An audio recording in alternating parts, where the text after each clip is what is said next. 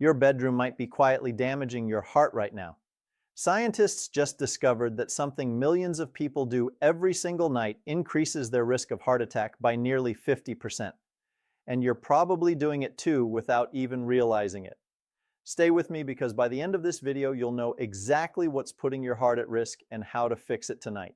Here's what researchers found that shocked the cardiology world. When you sleep in a room with any amount of light, whether it's from your phone screen, a TV, streetlights coming through your window, or even a small nightlight, your body thinks it's still daytime, and this isn't just affecting your sleep quality, it's literally attacking your cardiovascular system. Scientists tracked over 100,000 people for nearly a decade, and the results were alarming.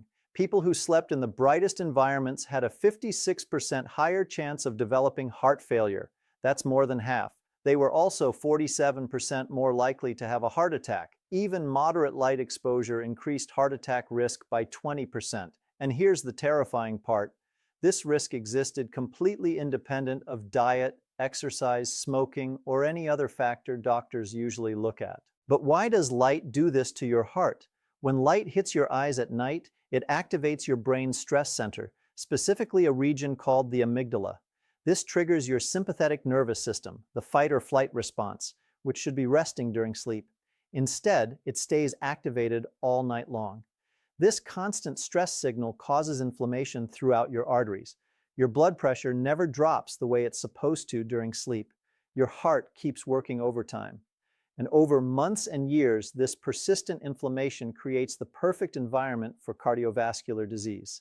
The dose-response relationship is what makes this so concerning. The brighter your room, the higher your risk climbs. People in the top 10% of light exposure had nearly double the heart disease risk compared to those sleeping in complete darkness. Even light levels from a dim hallway or electronics on standby mode were enough to measurably increase cardiovascular risk. Now here's the second way you might be damaging your heart at night, and this one catches most people off guard. When you eat matters just as much as what you eat. Eating your last meal after 9 p.m. increases your risk of stroke and heart disease by 28% compared to eating before 8 p.m. Every hour you delay that last meal increases your cardiovascular risk by another 6 to 8%. Your body operates on a circadian rhythm, an internal 24-hour clock that regulates everything from your blood pressure to your metabolism. When you eat late at night, you're forcing your digestive system to work when it should be shutting down. This disrupts the peripheral clocks in your liver, pancreas, and heart. Your blood pressure doesn't drop the way it should during sleep. Your body produces stress hormones at the wrong times. Inflammation markers spike. The research on this is crystal clear. Men who regularly ate late at night had a 55% higher risk of developing coronary heart disease. Women showed even stronger associations, with late eating significantly increasing their risk of cerebrovascular disease, including strokes. And it's not just about total calories. Even if you're eating healthy foods, consuming them late disrupts your cardiovascular function. Here's what makes this particularly dangerous. When you eat late and then go to sleep, your body stores those calories differently. Fat accumulates around your organs, your insulin sensitivity decreases, arterial stiffness increases, blood vessels that should be relaxing and repairing themselves are instead dealing with a flood of nutrients they weren't designed to process at that hour. The third heart threat in your bedroom is probably sitting on your nightstand right now, your phone. And it's not just the blue light keeping you awake, though that's part of it. It's what happens when you fall asleep scrolling. When your phone is next to your head all night, you're exposing yourself to electromagnetic fields that may interfere with your deep sleep cycles. But more importantly, the behavioral impact is devastating. 65% of people sleep with their phones in bed. This leads to fragmented sleep, reduced deep sleep, and elevated nighttime stress hormones. Your sleep quality tanks, which has a direct connection to heart disease risk. Poor sleep from phone use means your blood pressure never gets that crucial nighttime dip. Adults who sleep less than 7 hours per night have a 200 to 300% higher risk of coronary artery calcium buildup. That's the early warning sign of heart disease. The constant notifications, the temptation to check messages, the mental stimulation from social media, all of this keeps your sympathetic nervous system activated when it desperately needs to rest. So, what do you actually do about this? Let me give you the exact protocol that could save your cardiovascular system. First, darkness. Make your bedroom as dark as possible. Use blackout curtains. Cover or remove any electronics with lights. If you need a nightlight for safety, use a red or amber bulb, which has minimal impact on your circadian rhythm. Put your phone in another room to charge, or at the very least, place it across the room face down. Get a traditional alarm clock so you're not tempted to keep your phone nearby. Complete darkness should be your goal. Second, eat early. Finish your last meal at least 3 hours before bed, ideally before 8 p.m.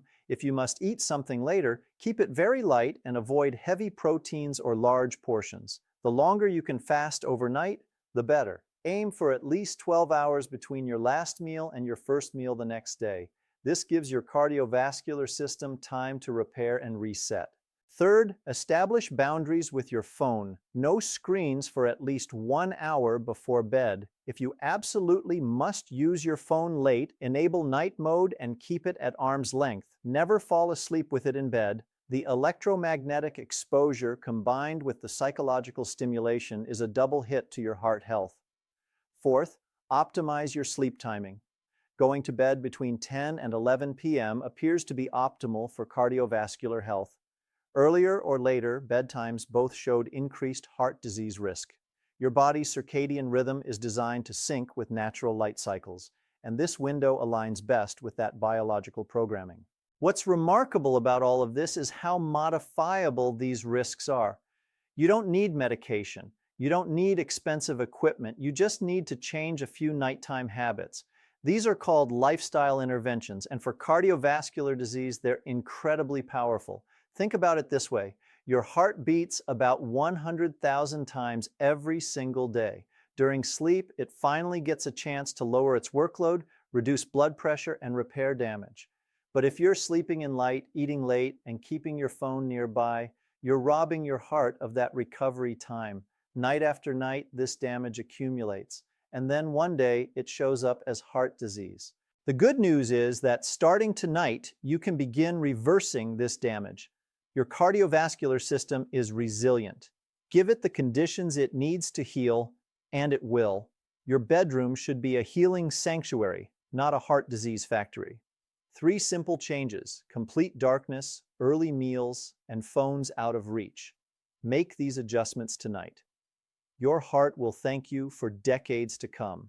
If this information was valuable, hit that subscribe button and drop a comment telling me which of these habits you're changing first. I'll see you in the next video.